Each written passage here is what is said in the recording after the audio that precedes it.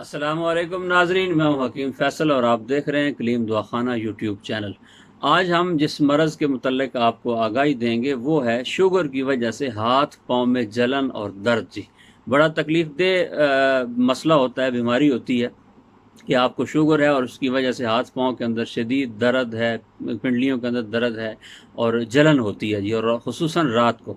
तो बड़ा इसका आसान और सीधा सा इलाज करेंगे, तफसील में नहीं जाते कि जिगर की ख़राबी की वजह से या जो आप शुगर की दवाएं खा रही हैं उनका साइड इफ़ेक्ट है, उनसे छोड़ के हम हट के आपको ये बात बताते हैं कि आपने एक तो ये है कि मुस्तकिल जौ का दलिया इस्तेमाल करना है जी।